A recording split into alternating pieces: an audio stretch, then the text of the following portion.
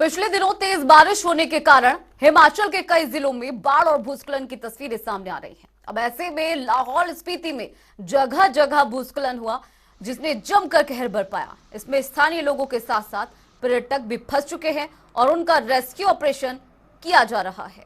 कुछ तस्वीरें हम आपको दिखा रहे हैं। यहाँ आप देख सकते हैं कि किस तरह से ये रेस्क्यू ऑपरेशन चलाया जा रहा है। नदी के बीचों बीच पुल बनाकर लोगों को निकाला जा रहा है और यहाँ पर ना केवल स्थानीय लोग बल्कि जो पर्यटक यहाँ पर घूमने आए थे, जो सैलानी यहाँ आए थे, वो भी फंस गए हैं। और यहाँ पर अब टीम वर्क किया जा रहा है ताकि लोगों को बचाया जा सके। कुछ तस्वीरें भी आपको दिखा रहे हैं कि किस तरीके से लोगों को एक जगह से दूसरी जगह पहुंचाया जा रहा है। और यहाँ आपको बता दें कि तेज बहाव को आप देख सकते हैं और लगातार ही इसी तरीके की तस्वीरें कई जगह से आई है। आप देख सकते हैं किस तरह से बेकाबू रफ्तार में ये लोग रास्ता पार कर रहे हैं, जिसमें बार बार लोग बह रहे हैं और लोगों को रेस्क्यू किया जा रहा है। और ना सिर्फ स्थानीय लोगों की परेशानी है ये, बल्कि जो पर्यटक यहाँ घूमने आए थे वो भी यहाँ फंस चुके हैं। अब फिलहाल आपको बता दें कि रेस्क्यू टीम मौके पर मौजूद है, रास्ता पार करवाया जा रहा है। और ये देखिए तस्वीरों में भी आप देख सकते हैं कि कैसे ये युवक बह गया, लेकिन आगे जाकर उसे बचाया गया।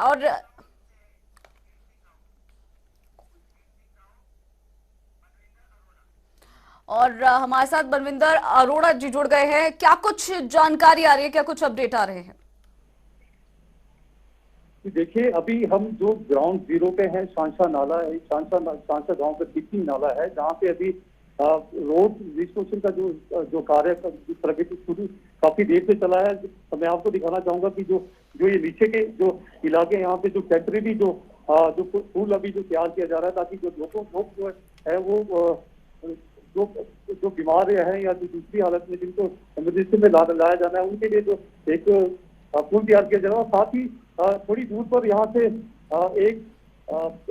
एक पुल है जो झूला जैसा बनाया गया, जिसमें से कुछ लोग हैं जो फंसे हुए थे काफी दिनों से, उनको जो अब यहाँ से निकाला जाता है। लेकिन तकरीबन मैं आपको ये बताना चाहूंगा, तकरीबन जो है अभी आज सुबह से लेकर अभी तक जो 100 से ज्यादा लोगों को यहाँ से निकाल दिया गया है, जबकि बीते कल 150 लोगों को यहाँ से इस जगह से जो अभी रेस्क्यू किया था। हालांकि अब एक बात और बताना चाहूंगा, यहाँ से अभी 241 जो से ज्यादा जो लोग हैं अभी भी उदयपुर की साइड में है, वो अभी भी फंसे हुए हैं, जिनको निकालने के लिए अभी जो पूरी तैयारी वो चल गई है।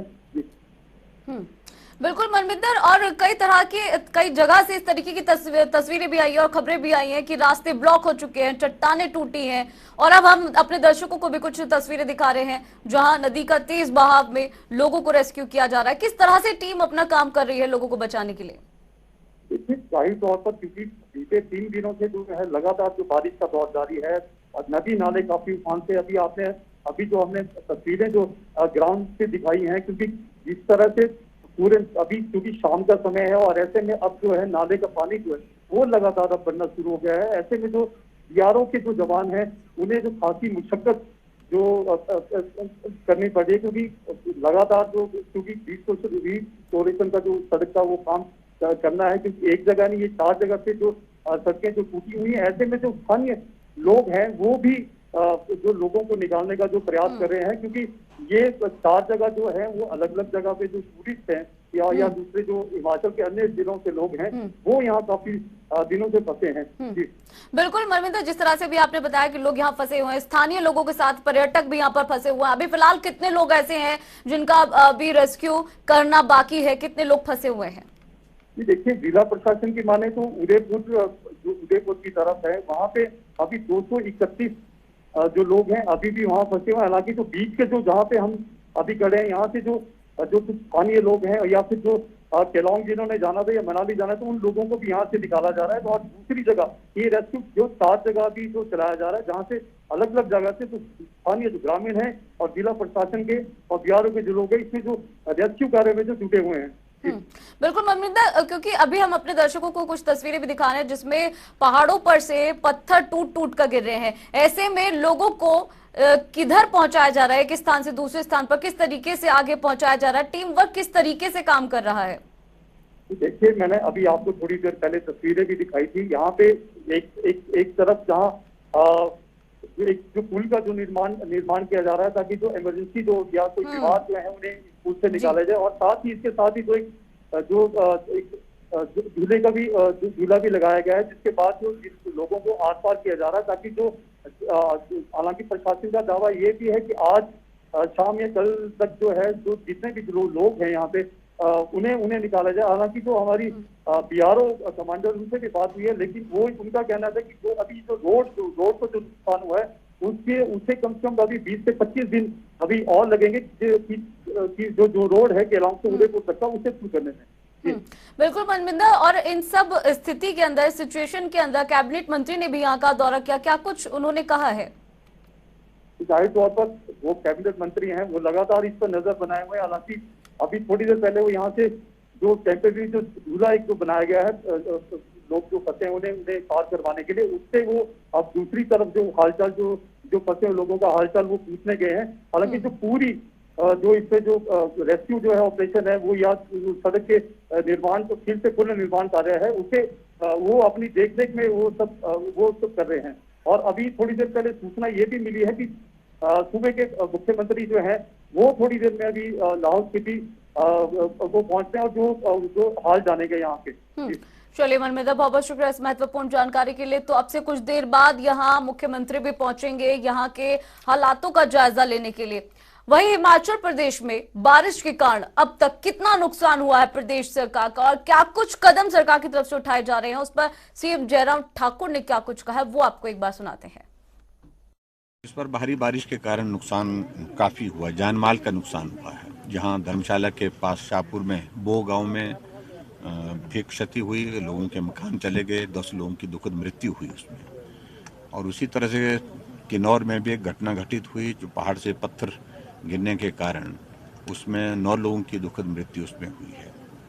और इसी प्रकार की घटना लाहौल में अभी घटित हुई है। हालांकि सारी ये एक्सपेक्टेशन से, उम्मीदों से हट करके ये चीज़ें हुई हैं।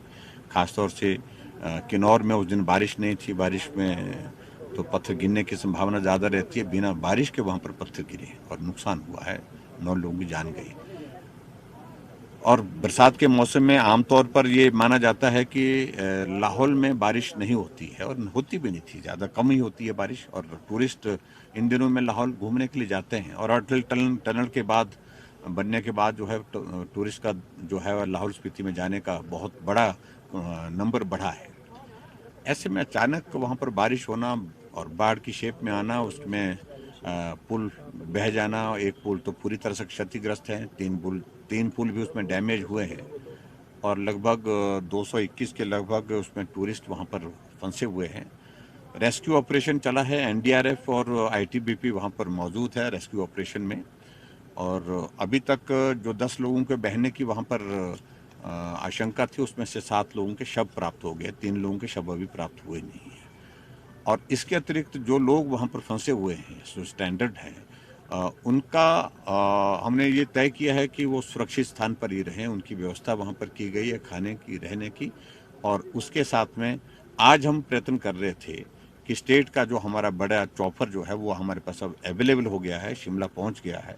हमने शेड्यूल किया था वहाँ के लिए, लेकिन मौसम खराब होने की वजह से वो वहाँ से शिमला से जो है वो नहीं जा पाया है।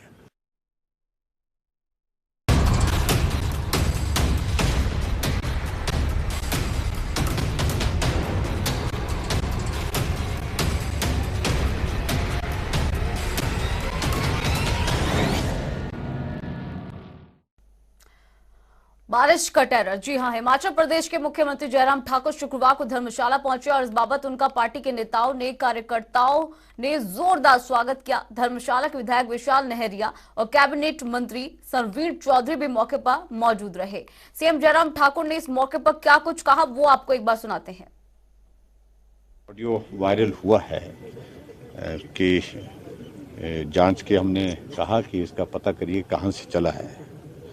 अभी उसकी पुष्टि होनी बाकी है, लेकिन मैं इतना स्पष्ट कहना चाहता हूं कि हम स्वतंत्र भारत में रहते हैं, और ऐसे भारत में जब भारत को आज तक का सबसे मजबूत नेतृत्व नरेंद्र भाई मोदी जी के रूप में मिला है, तिरंगे का सम्मान ये हमारे लिए गर्व का विषय है और स्वाभाविक रूप से मैं इस बात को स्पष्ट करना चाहता हूँ कि कहीं भी हिमाचल क्या पूरे देश भर में तिरंगे के सम्मान के लिए हमें जो भी करना होगा वो करेंगे।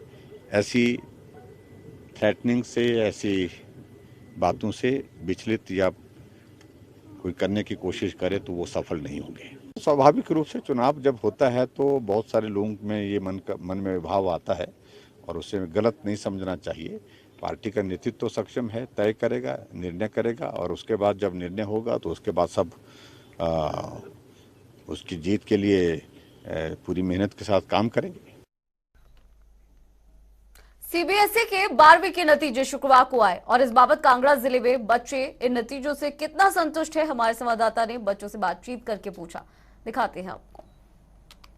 सीबीएसई की परीक्षाओं के नतीजे आ गए हैं और जो बच्चे जो हैं वो बहुत टेंशन में थे, जो एग्जाम की तैयारी कर रहे थे, उसके बाद एग्जाम कैंसिल हुए, उसके बाद बाकी जो तैयारियां उन्होंने भविष्य के लिए करनी थी उसको लेकर के साथ के साथ, क्योंकि इस बार एग्जाम बच्चों ने नहीं दिए थे तो उनको ज़्यादा जो है वो ये एक टेंशन भरा माहौल जो बच्चों में था। अब किस तरह से देखते हैं ये बच्चे आप, क्योंकि रिजल्ट आ गया है सीबीएसई का, तो किस तरह से देखते हैं?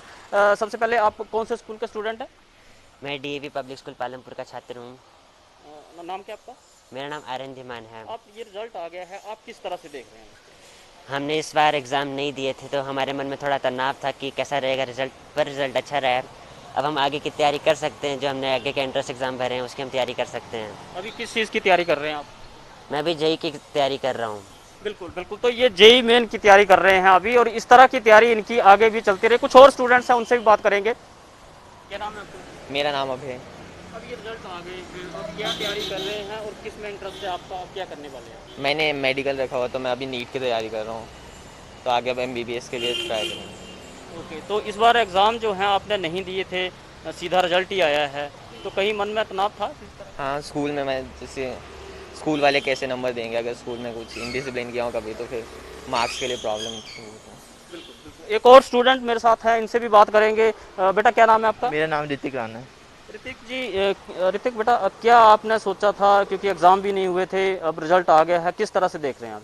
मैंने ये था कि टेंशन थी काफ़ी कि कैसे रिज़ल्ट देंगे स्कूल वाले, क्योंकि पेपर्स तो हुए नहीं थे तो उस हिसाब से मतलब रिज़ल्ट आना था ना स्कूल का।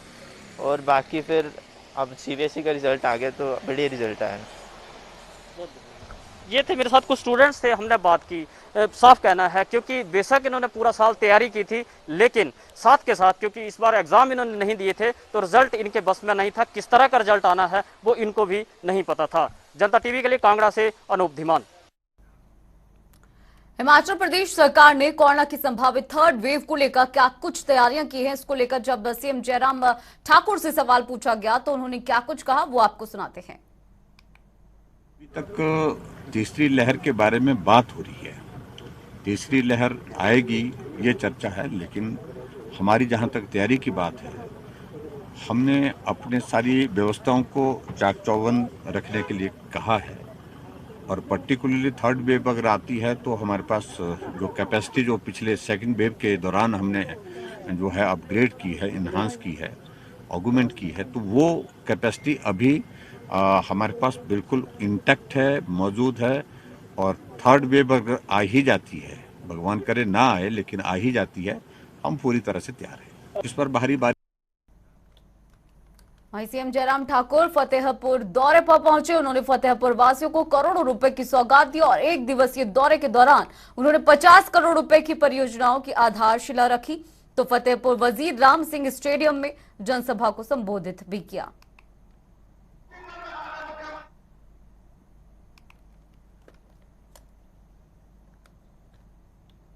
तो आपको बता दें कि सीएम ने फतेहपुर वासियों को 2 करोड़ की सौगात दी है। सीएम जयराम ठाकुर का ये फतेहपुर दौरा रहा, जहां कार्यकर्ताओं ने गर्मजोशी के साथ उनका स्वागत किया और यहां सीएम ने यहां के वासियों को 2 करोड़ की सौगात दी।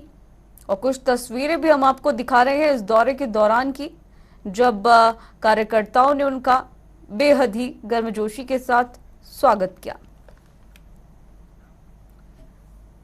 कांग्रेस विधायक हर्षवर्धन चौहान ने राष्ट्रीय राजमार्ग 707 पर हुए भूस्खलन को लेकर निर्माणाधीन कंपनीज पर गंभीर आरोप लगाए हैं।